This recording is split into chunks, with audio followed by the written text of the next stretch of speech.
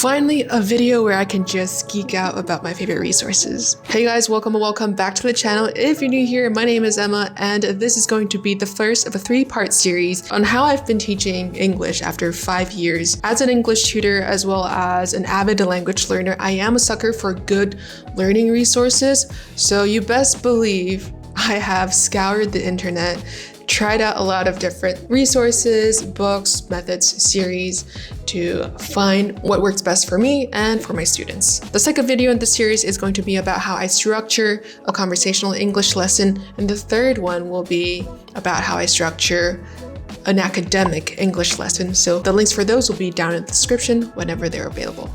Without further ado, let's get on to the video. My first resource is English by the Nature method, which is a method that teaches you English in a very natural, organic manner without any translations into any other languages. You have a little bit of aid through images and a lot of aid through context, and the context is given so clearly, there's no way for you to mistake the meaning of a certain word in that particular context. The course here is broken down into 3 parts, each with 20 chapters, so a total of 60 chapters.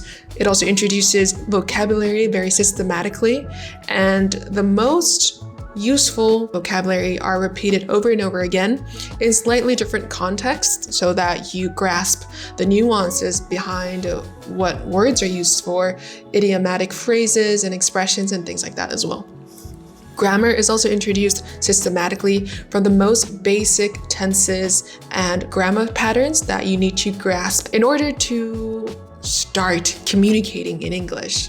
These 60 chapters are designed to be learned independently or to be taught with a teacher, with a tutor, over 60 weeks. So the pacing is actually very manageable if you think about it. Obviously, back in the days, you would need a teacher to teach you the pronunciation, but today we do have YouTube, and I would recommend the channel Free Tongue, which is where you can get all the accompanying audio tracks for this specific book. Mr. Smith is a man. Mrs. Smith is a woman. John is a boy. Helen is a girl.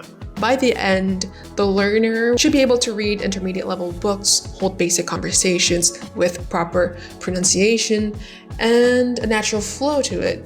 The book is also culturally accurate, might I add. You'll be introduced to English civilization, life, and manners. The end of each chapter is complete with vocabulary exercises, and as the grammar gets a little bit more complicated, there are also exercises to help you solidify your grasp of grammar. All the resources that are mentioned in this video will be linked down in the description below.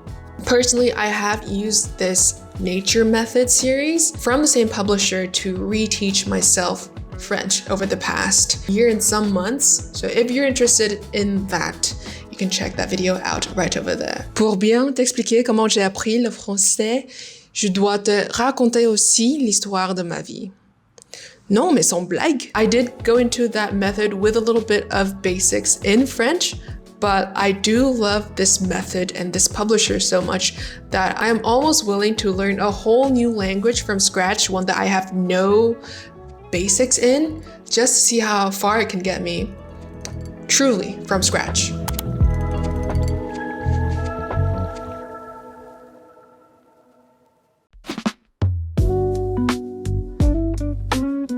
Resource number 2 is a webpage called LinguaHouse.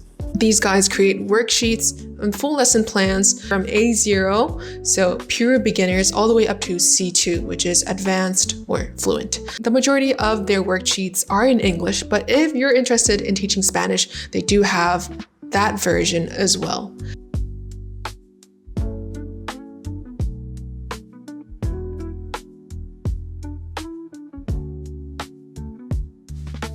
The lessons range anywhere from 15 minutes to 30, 60, 90 minutes, complete with warm-up exercises, vocabulary drills, grammar drills, listening, reading comprehension, as well as writing exercises, and also optional extension homework, should you want to assign that to your students. I've been using this website for at least 4 years now, I want to say.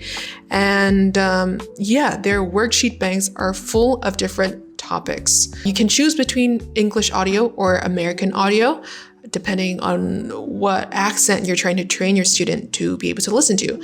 For example, I have students who can listen to the American accent really well, but they struggle with understanding the British accent. So for harder material, I might assign them content with an American accent so we can target more of their comprehension of the lesson. Whereas if I were to assign a simpler lesson, we would go with a British audio so that they can train listening to different accents. In 2017, Christian Lewis was having a difficult time.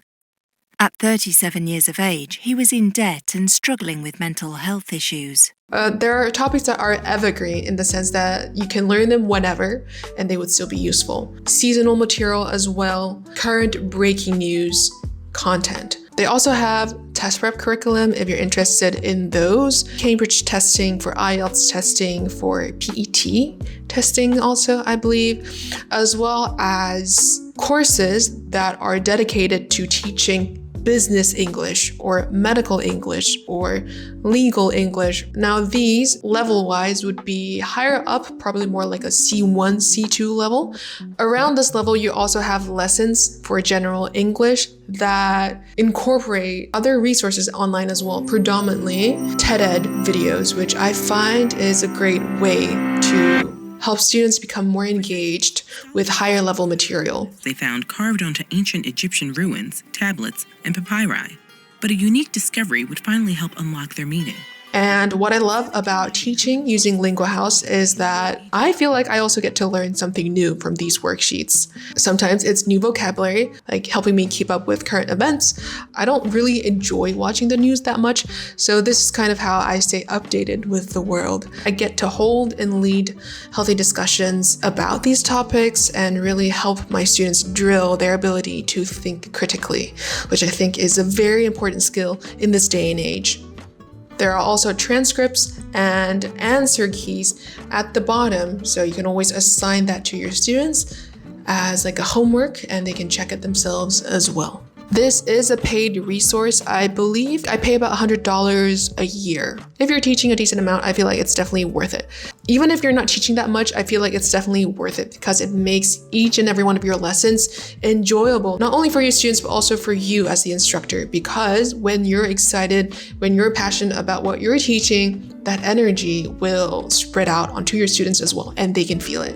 When you sign up for a subscription, they also give you 10 student accounts to be accessed through a secondary app called Expemo, which is an app to help you review flashcards using spaced repetition.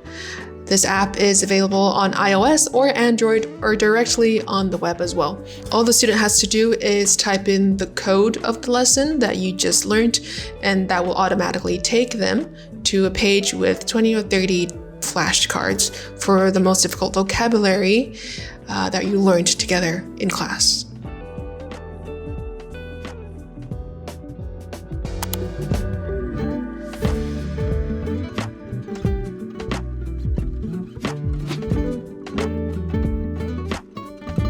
I use Twinkl as a place to pull supplementary material for my lessons. They have a lot of warm-up exercises, cool down exercises, crosswords, a lot of seasonal material as well. So think again, Christmas, New Year, Ramadan, changing of seasons, etc. If you can think of it, Twinkl probably has something for you. They also have a series dedicated to phonics, which is training your pronunciation. And there are 6 levels in total. You can see the full lesson plan here to figure out what sounds your student needs to work on, what sounds they can skip, and design your lessons accordingly.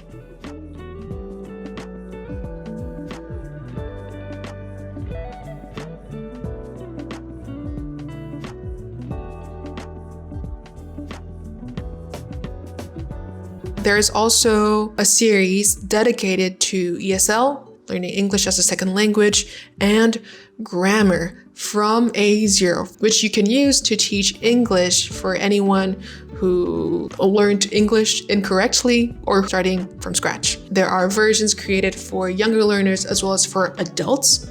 Although, if I'm being completely honest, I do prefer using like the teenager or kid version while I'm teaching adults, just because the visuals look cuter. Kraken.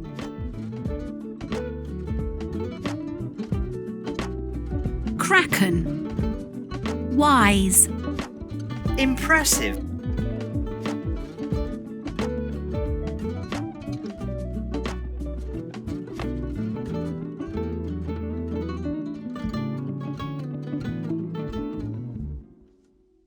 Now, my favorite thing about Twinkl would probably be their original books, resources. You can access these directly on Twinkl, or you can download their accompanying app called Twinkl Originals. They have a lot of short original stories that are intentionally illustrated, which makes the reading experience so much more enjoyable. Like, yes, you can be reading the words, but if you zoom into their illustrations, their images, there's so much more that you can dig out from the material.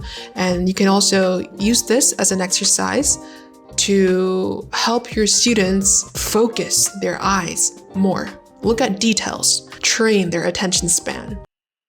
It was Monday evening at Cobweb School for Young Witches. Tabitha and her friends took their seats as their teacher, Miss Brewer, walked into the classroom. She was the strictest teacher in school. "Today is a very important day," announced Miss Brewer. "The head witch will be coming to inspect the school, and we must all be on our best behaviour." And there are a lot of accompanying material with each of these stories. So guided reading questions, reading comprehension questions, crosswords, creative writing activities. They have an entire homeschool curriculum as well. Twinkl provides you with way too many resources, and the only drawback about that is that it gets a little bit hard to navigate the website sometimes. But once you get used to where things are placed and what you're looking for, you never run out of things to teach. I should have prefaced by saying that this is not a website specifically for teaching English, but it is for teaching anything through English. So a lot of the material is geared for native speakers. Think science, maths, music, creative writing, literature, you name it. They have learning material for that. And a lot of them is also proudly created by humans. This is also a paid resource, and the subscription price changes depending on the region that you're subscribed from. And I feel like that is very mindful of them to adapt the price to the local economy. And I do love Twinkl so much that I still sign up for the subscription even when I'm not using them, just as a way of supporting these creators that I love so dearly and that have made my teaching experience that much more enjoyable and colorful and expansive. By the way, I'm not sponsored by any of these resources. I truly, truly do love them with all my heart. And even if they were to sponsor me, I don't think I could speak any more greatly of them. So this is basically the highest praise that I could ever give.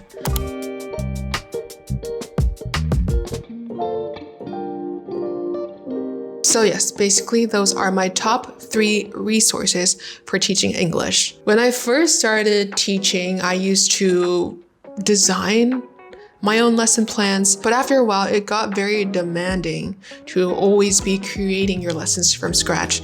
So to me, investing in these resources is a way that I work smarter. I outsource the lesson planning to someone else, and then obviously I still pick and choose resources that correspond to what my student needs. This is a way that I invest back into my business of teaching English and how I continue to learn while I teach, to make it an enriching experience for me as much as it is for my students. How about you guys? Do you have any English teaching or learning resources that you really enjoy. If you have any questions, comments, or concerns about any of these materials or anything else at all related to teaching English, be sure to leave those down in the comments below. And yeah, stay tuned for the next 2 videos in the series about how I structure a conversational English lesson as well as an academic English lesson. Anyways, that is all for this video. Thank you so much for watching. You guys have a wonderful week, and I'll see you in the next video. Bye!